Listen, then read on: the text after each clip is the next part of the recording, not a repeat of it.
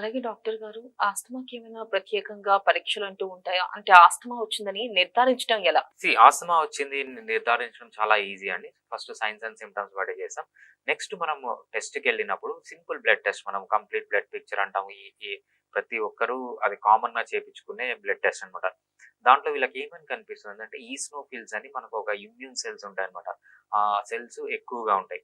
అదే విధంగా వీళ్ళకి స్పుటమ్ ఎగ్జామినేషన్ గూడా చేయొచ్చు. దాంతో పాటు మనం చెస్ట్ ఎక్స్‌రే తీసినప్పుడు ఆస్మాటిక్ చేంజెస్ కనిపిస్తాయి.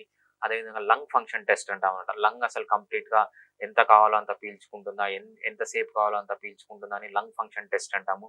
ఆ లంగ్ ఫంక్షన్ టెస్ట్ చేసినా కూడా తెలిసిపోతుంది. దాంతో పాటు స్కిన్ అలర్జీ, స్కిన్‌కి సంబంధించిన అలర్జిక్ టెస్ట్ అన్నమాట. వాళ్ళకి గాని అటోపిక్ ఆస్తమా ఉంటే మనము స్కిన్ పైన అలర్జీ టెస్ట్ చేస్తామన్నమాట. అంటే డిఫరెంట్ అలర్జెన్స్‌ని తీసుకొని వాళ్ళ స్కిన్‌లో ఎక్కిస్తాం. ఏదైతే రియాక్ట్ అవుతుందో దానికి వాళ్ళకి అలర్జీ అని ప్రూవ్ చేస్తామన్నమాట.